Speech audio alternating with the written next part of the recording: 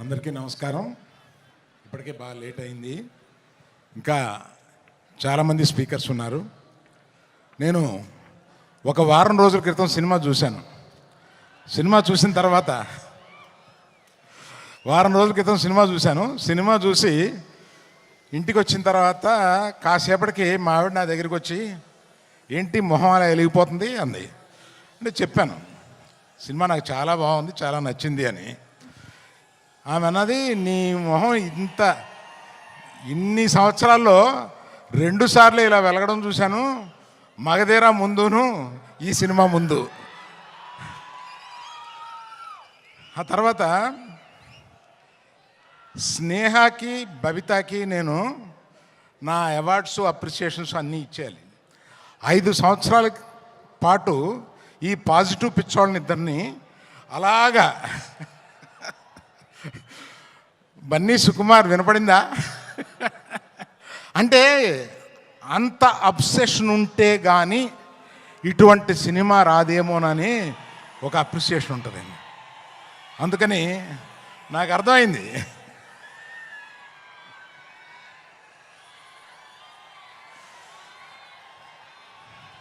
తర్వాత ఈ సినిమాలో మా హీరోయిన్, అంటే మేము గీతా గోవిందంలో పరిచయం చేసిన హీరోయిన్ ఇవాళ ఆ రోజే చూపించేసింది తన టాలెంట్.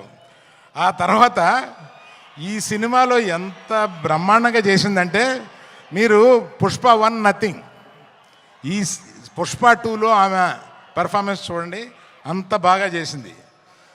శ్రీలీల వచ్చింది 10 నిమిషాలు 7 నిమిషాలు అయినా కూడా అసలు మామూలుగా లేదు. అది మీరు ఆల్రెడీ కొంత చూశారు.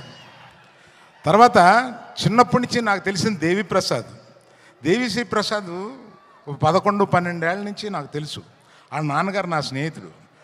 ఆయన ఎక్కడి నుంచో మనల్ని ఈరోజు దీవిస్తున్నాడు. ఆ దేవిప్రసాద్ ఈరోజు ఇన్ని సంవత్సరాల పాటు కంటిన్యూస్గా ఇన్ని హిట్స్ ఎలా కొడతావురా బాబు అని అడిగితే కూడా ఎవరు చెప్పగలరు దానికి. అలాగా మన ఎవరిని, last but not the least, ఇండియాలో ఇవాళ the biggest banner is Mythri. Biggest banner, I tell you. నేను చెప్తే అది ఇట్ ఇస్ నేను ఇంత ప్రొడ్యూసర్గా ఉండి చెప్తున్నాను. మన నవీను, రవి, మన సిఇఓ చెర్రీ గారు, వీళ్ళ ముగ్గురు కలిపి ఎలా పనిచేస్తారో నాకు అర్థం కాదు. ఇన్ని పనులు ఎలా చేస్తారో అర్థం కాదు, ఇన్ని సినిమాలు ఎలా చేస్తారో అర్థం కాదు, ఎక్కడ ఒక కంప్లైంట్ ఉండదు. They are the best. అందువల్ల ఇంకా ఎవరైనా మర్చిపోయి ఉంటే క్షమించండి. చాలా టైం అయిపోయింది కదా, ఇంకా మాట్లాడాల్సిన 5-6 మంది ఉన్నారు. అందులో బన్నీ సుకుమార్ మాట్లాడతారని మీరు వచ్చారు మమ్మల్ని. So all the best to every one in this film who has, sorry cameraman, cinematographer, I love you for being in the film so long with patience and giving such a quality. Thank you. Bye.